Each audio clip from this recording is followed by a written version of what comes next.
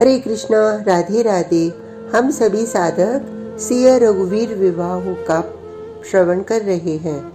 आज का प्रसंग, मंगल मूल लगन देनु आवा।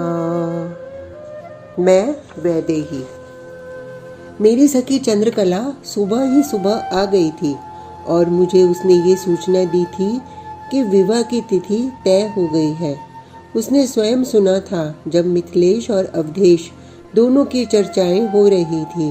मार्गशीर्ष शुक्ल पंचमी। मैं ये सुनकर खुश तो हुई, पर दूसरे ही क्षण जब मैंने चंद्रकला के नेत्रों को देखा तो मुझे अच्छा नहीं लगा। उसकी आंखें बता रही थीं कि वह बहुत रोई है। अच्छा बता चंद्रकला, बात क्या हुई थी दोनों महाराजाओं में? चंद्रकला ने मुझे बताया। आप पूछते क्यों हैं महाराज?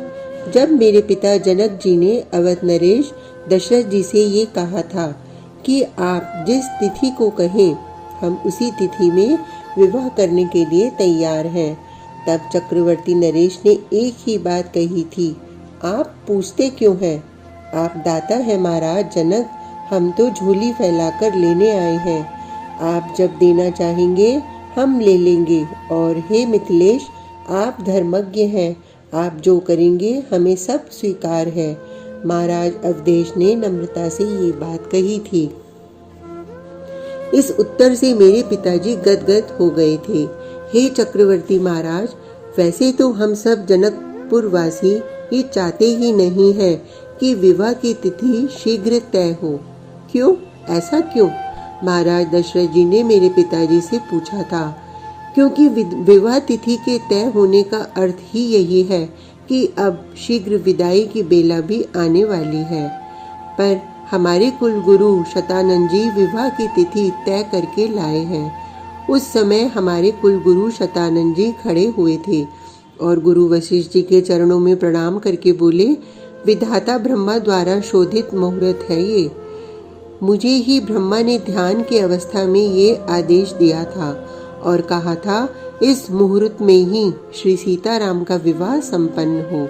हमारे कुल गुरु ने वह मुहूर्त बताया, मार्गशीर्ष शुक्ल पंचमी। वशिष्ठ जी ने सुना और मुस्कुराते हुए बोले, बहुत सुंदर मुहूर्त है, हम सब इस मुहूर्त पर अपनी स्वीकृति देते हैं। सिर झुकाकर हमारे कुल गुरु ने वशिष्ठ जी के चरणों में प्रणाम किया। मेरे पिता जनक जी ने सबको प्रणाम निवेदित किया। जीजी जीजी। तभी उर्मिला दौड़ी दौड़ी आई मेरे पास। क्या बात है उर्मिला? काका कुशध्वज आ गए हैं। उर्मिला के मुख से ये सुनते ही मैं उछल पड़ी थी। फिर तो मांडवी और श्रुतकीर्ति भी आई होंगी। जीजी। दोनों बाहों को फैलाए एक ही स्वर में खुशी से चिल्लाते हुए दोनों दौड़ी आ रही थीं, मांडवी और श्रुतकीर्ति। मैंने दोनों को अपने हृदय से लगा लिया था। मेरे काका की बेटियां हैं ये, मेरी बहनें। और उर्मिला तो मेरी मानी हुई बहन है। छोटे में ही इसे गोद लिया था मेरी माँ सुनैना ने। हम दोनों साथ ही बड़े हुए थे। वैसे मुझसे कुछ महीने ही छोटी है उर्मिला। मुझे बहुत प्यारी लगती है। हाँ, चित्र बहुत सुंदर उकेरती है ये उर्मिला। पर मेरी ये काका की बेटियां ये भी बहुत अच्छी हैं। जब जब आती हैं मानो उत्सव ही मन जाता है। आपका विवाह होने जा रहा है जीजी? काका की दोनों बेटियों ने पूछा था। लाज लग गई थी, कुछ नहीं बोली मैं। उस समय मेरी सखी चंद्रकला जाने लगी, तब मैंने उसे रोका। आगे क्या हुआ चंद्रकले, ये तो बताओ। हंसते हुए मांडवी और श्रुतकीर्ति ने चंद्रकला को भी अपने हृदय से लगा लिया था। नहीं, अभी नहीं, मैं बाद में आती हूँ, ये कहकर जाने लगी चंद्रकला। अरे सुना ना, ये सब अपनी ही बहनें तो हैं। मैंने चंद्रकला को समझाया। फिर आगे की बातें बताने लगी थी चंद्रकला। हे मिथिलेश, आपकी एक और पुत्री है जिसे आपने पाल पोस कर बड़ा किया है। ये बात गुरु वशिष्ठ जी ने पूछी थी। हाँ, मेरी एक और पुत्री है जिसे मैंने पाला है। मेरे भाई की ही पुत्री है, उर्मिला। हाँ, हम चाहते हैं कि उर्मिला का विवाह चक्रवर्ती नरेश के छोटे पुत्र लक्ष्मण के साथ हो। ये बात जैसे ही सुनी महाराज मिथिलेश ने उनकी आंखों से आनंद के अश्रु बहने लगे थे। जीजी देखो ना, ये फिर मुझे छेड़ने लगी है चंद्रकला। ये सच कह रही है उर्मिला, मैंने उर्मिला को कहा। वो तो शर्माकर भाग गई। तू सच कह रही है न चंद्रकला, मैंने पूछा। मैं क्यों झूठ बोलूंगी सियाजू, आगे की बात और बताऊं? ये कहते हुए मांडवी और श्रुतकीर्ति की ओर देखा था चंद्रकला ने। क्यों बता? और हाँ चंद्रकला, तू मांडवी और श्रुतकीर्ति की ओर क्यों देख रही है? क्या इनका भी विवाह होने वाला है? मैंने जैसे ही पूछा तो चंद्रकला ने उत्तर दिया, जी जी सियाजू। रघुकुल के कुल गुरु इतने में ही नहीं रुके थे। उन्होंने बड़ी विनम्रता से आगे कहा था, महाराज आपके छोटे भाई हैं कुशध्वज। जी गुरुदेव, वो अभी आए ही हैं, मेरे पिता ने कहा। उनकी 2 पुत्री हैं और हम चाहते हैं कि भरत और शत्रुघ्न के लिए उनकी दोनों पुत्री का कन्यादान आप करें। चरण पकड़ लिए थे मेरे पिता ने गुरु वशिष्ठ जी के। हमको ये स्वीकार है, ये मेरे पिता ने कहा था और देखा था अपने कुलगुरु शतानंद जी की ओर। महान ऋषि वशिष्ठ जी के चरण का मैं भी सेवक ही हूँ। इनकी हर आज्ञा मुझे तो शिरोधार्य ही है। मंगल होगा राजन, सब मंगल होगा, हमारे कुलगुरु शतानंद जी ने मेरे पिता को कहा था। शर्मा रही थी मांडवी और श्रुतकीर्ति। मेरे नेत्रों से खुशी के आंसू झर ही रहे थे। हम सब बहनें एक साथ रहेंगी, अब मैं अकेली कहाँ।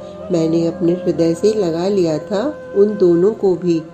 उन दिनों मेरा जनकपुर झूम रहा था, मेरे जनकपुर वासी झूम रहे थे। चारों ओर आनंद ही आनंद छा गया था। उत्सव के शुरू हुए तो बहुत दिन हो गए। हंसी भी आती है कभी कभी। 1 महीने से भी ज्यादा हो गए हैं पिनाक के टूटे हुए। अरे उत्सव तो तब से ही शुरू है जब से पिनाक टूटा है, पर विवाह की तिथि तय नहीं थी, अब हुई है। देवता लोग आने लगे थे, रूप बदल बदल कर मेरे जनकपुर धाम में। देवियां आती थीं रूप बदल कर, पर मेरे जनकपुर की नारियों के आगे वो स्वर्ग की देवियां भी शर्मा जाती थीं, क्योंकि सुंदरता मेरे जनकपुर में बिखरी हुई थी।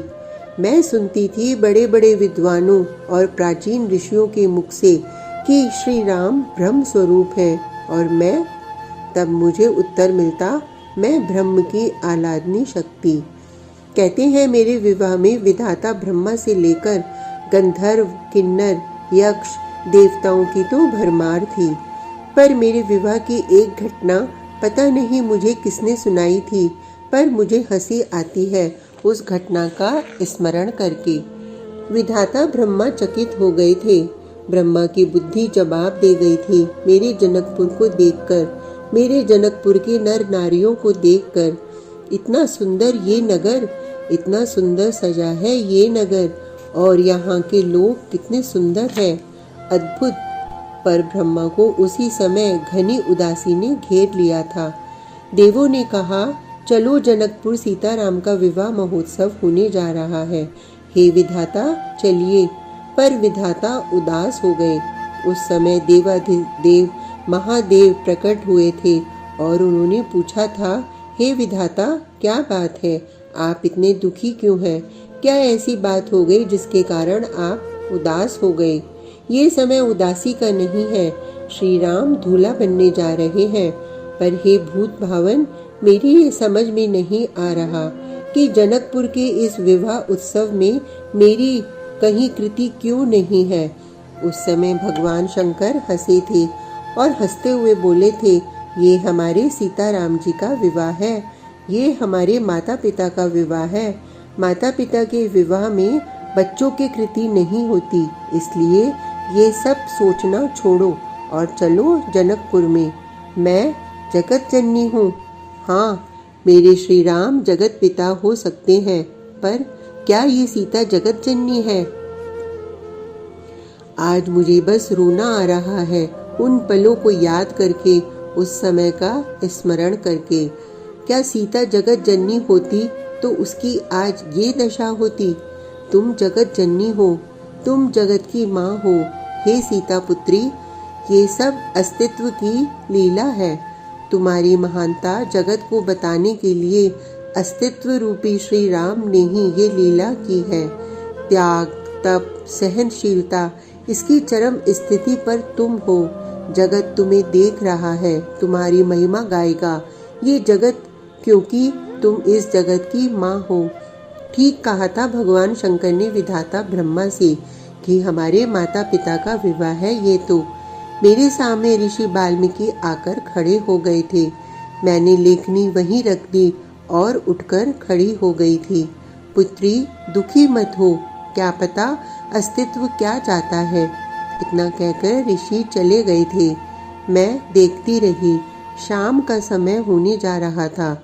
ऋषि भी तो संध्या करने गंगा जी के किनारे गए थे। अपनी कुटिया में आकर मैंने दिया जलाया था। मैं चिल्लाई। मैंने एकाएक आंखें बंद कर ली थीं। कोई कीड़ा गिर गया था ऊपर से मेरे ऊपर। मैं डर गई थी। वन देवी, वन देवी, क्या हुआ? मेरी सेवा में जो रह रही थी वो सेविका दौड़ी हुई आई। नहीं, कुछ नहीं, तुम जाओ।